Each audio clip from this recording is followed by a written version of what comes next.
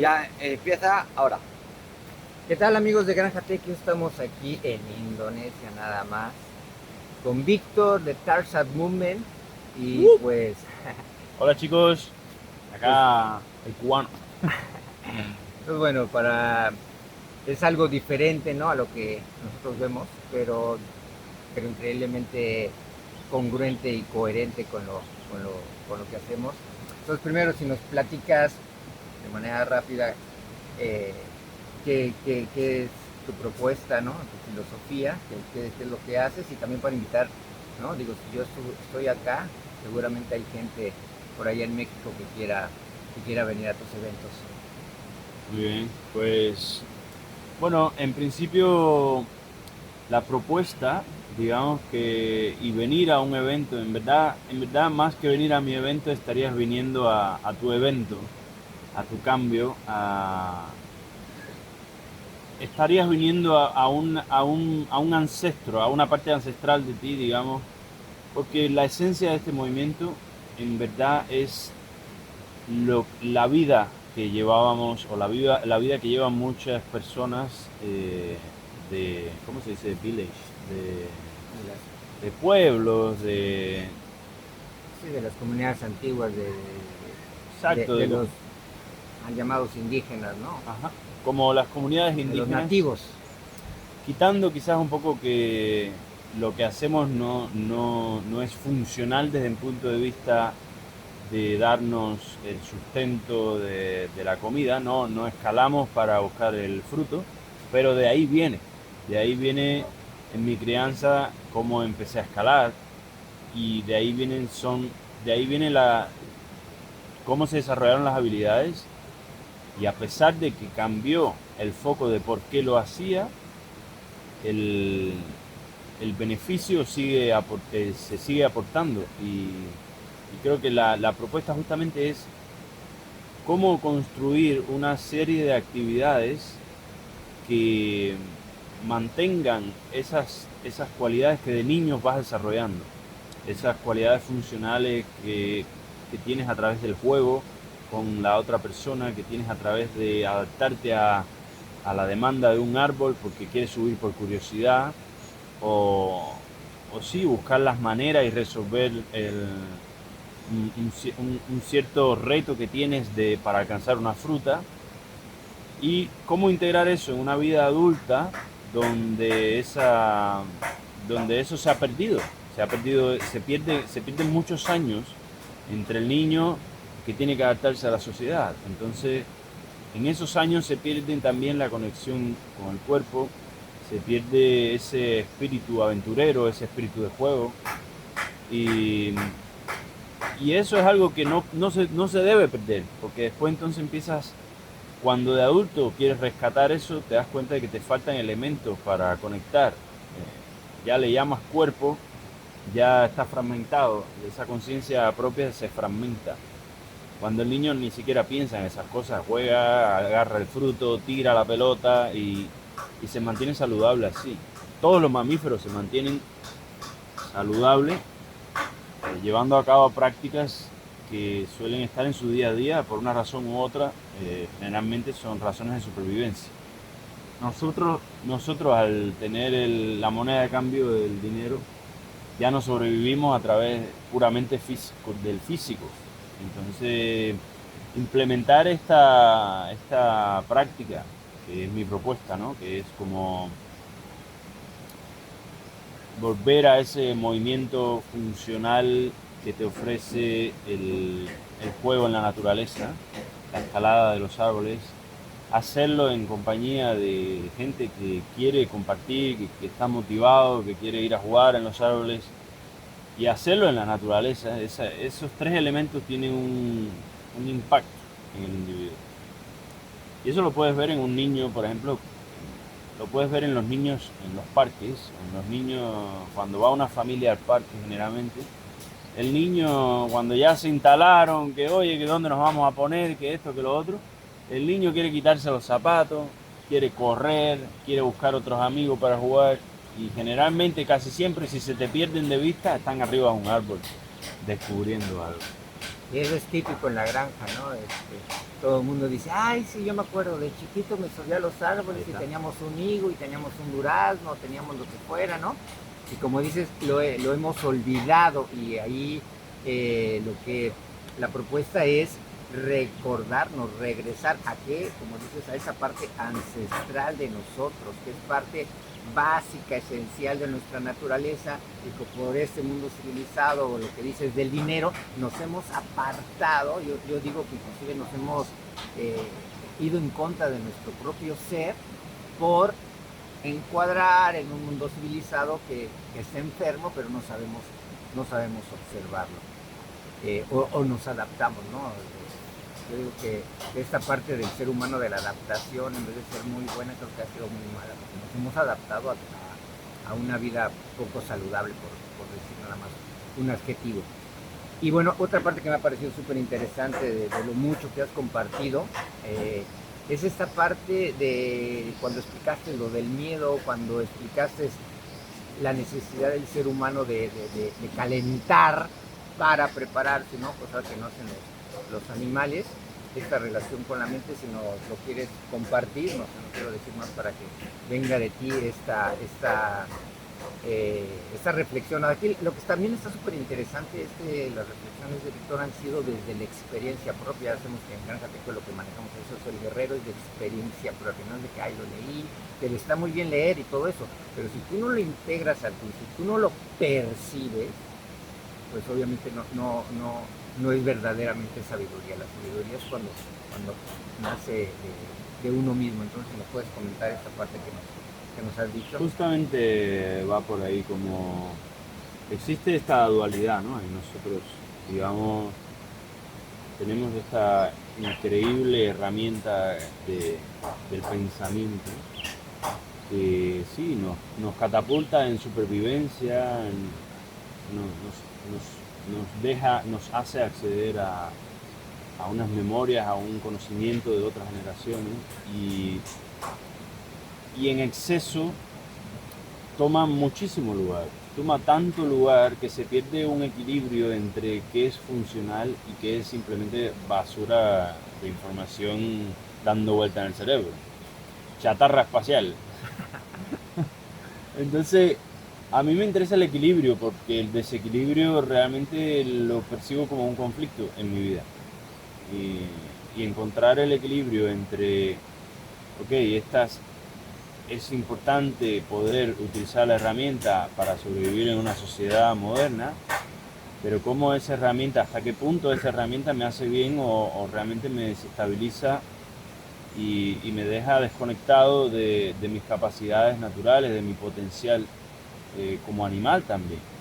Y eso se ve mucho en las prácticas luego, cuando tienes que resolver retos de conexión, de sensibilidad en el cuerpo, cuando te enfrentas a situaciones de inseguridades en tu vida, cómo tú mismo, habiendo utilizado tanto tu cerebro para resolver conflictos diarios, ante una situación empiezas a desarrollar como diferentes escenarios en tu cabeza de cómo lo soluciono y qué pasa si me caigo y qué van a pensar los otros y cómo me veo desde fuera. Toda una serie de pensamientos que van dando vuelta y que te desconectan del sentir directo, de la percepción directa que puedes tener del momento. Entonces, en ciertos escenarios quizás pensar y anticipar tiene su razón de ser, y en otros escenarios donde se involucra donde tiene que haber una conexión más directa contigo, con lo que estás sintiendo, entonces actúa como una barrera. Y encontrar el punto para uno mismo, donde te percibes en tiempo y espacio, ahí en presencia, te permite ver cuando tú estás creando el miedo, cuando tú eres el artífice directamente de tu condición, a eso que le llamamos miedo, a esa inseguridad, que se refleja en el cuerpo y tiene unas repercusiones, bueno, pues que a veces te pones en peligro justamente porque ese miedo se refleja y y tienes la presión externa de, tengo que hacer esto o tengo que actuar de esta manera, no tienes ya esa conexión directa con lo que estás percibiendo y entonces hay un problema, hay un conflicto después, hay un resultado que no es, te puedes caer, puedes decir, puedes atacar a otra persona que amas, puedes hacer cosas que no harías si estás realmente perceptivo y consciente de ese momento, pero tanto en el pensamiento, por hábito, por costumbre, que en el momento en que realmente no es tan necesario, sigues usando, como sigue ahí la inercia de usar el pensamiento para todo. Como encontrando ese equilibrio, que es un poco lo que hacemos a través de estas prácticas, la persona llega a percibir cómo elabora el miedo. Y cuando tú te percibes elaborando el miedo en primera persona, no porque lo leíste en un libro, ahí sucede algo mágico. Que no es que que mueva una tuerca en Fede o que alguien externo mueva una tuerca en ti, no es el terapeuta. Eres tú lo que percibes en la terapia, en el juego, en lo que haces. Entonces, sí, es un poco esa la idea detrás. Sí, el filtro mental, hemos aprendido a usar demasiadas capas de filtros mentales, ¿no? Y aquí es otra vez nuevamente regresar, ¿no? a lo esencial. Y si quieres, para finalizar, algo que salió ayer platicando, ¿no? Con Mateo y los demás, y que tú lo estás aplicando, ¿no? Estás accionando en tu vida, es que obviamente tú te sientes más cómodo, ¿no? O sea, en tu propia vida estás buscando pues, estar más tiempo en este tipo de entornos, ¿no? Decimos, el terreno lo es todo. Y ayer, entre verdades y chistes, decíamos, ¿estamos huyendo o no? O estamos más bien realmente yendo a la realidad, ¿no? Y a lo mejor ese mundo civilizado, ese mundo artificial, ¿no? Que realmente no es el real, ¿no? Tú como ves, y obviamente tú lo estás viviendo, ¿no? Este gusto. De hecho, yo siento que es un poquito como esto mismo, o sea, tu mismo cuerpo te pide estar en este entorno. Sí, y el tema es sentir, ya se ha vuelto difícil para mucha gente. Sentir. Es que sí, ya hay muchas personas que no sienten tanto, ya están desconectados. Y el sentir es nuestro instinto básico, y el pensar no lo es. Y después de sentir, viene validar, porque validar también es otro paso difícil. Tú lo sientes, pero todo a tu alrededor te da otra información y te es difícil validar, porque validar requiere que tú, como decíamos, te puedas escuchar primero, cómo te sientes, cómo están pasando las cosas para ti, que puedas parar dentro de toda la estimulación a observar para después poder validar y validar me refiero a consecuentemente actuar según lo que estás sintiendo. Ok, no, es esto lo que estoy sintiendo, listo. Y eso generalmente se encuentra con lo que impide que tú valides y tomes acción suele ser las inseguridades que van a surgir. O sea, el momento en que sientes algo y piensas otra cosa diferente, se vuelve una especie de confrontación interna entre lo que siento y lo que pienso o lo que creen los demás y a quién escucho, a qué voz escucho. Y se vuelve una incoherencia, porque no estás conectado con el corazón. Es una incoherencia, pero a la misma vez pensar somos nosotros. A la misma vez pensar es una herramienta ya que está ahí. No puedes simplemente abolir tu pensamiento, es crearte una guerra hacia ti mismo. O sea, hablar es pensar también. Entonces pensar es parte de nosotros, pero encontrar el equilibrio en que esta parte no esté consecuentemente ayudando, o sea, esté equilibrada todo ese ecosistema de sentir, pensar, encontrar ese vínculo para que lo que tú sientas se pueda validar y se pueda accionar en una sola ecuación y no pedirle permiso al pensamiento o a tu psicólogo o a tu terapeuta para hacer algo, ¿no? Entonces, llegar a este equilibrio, a este vínculo, requiere que uno pueda reconocer dónde está, ¿no? Y si ese dónde estoy realmente es consecuente, ¿no?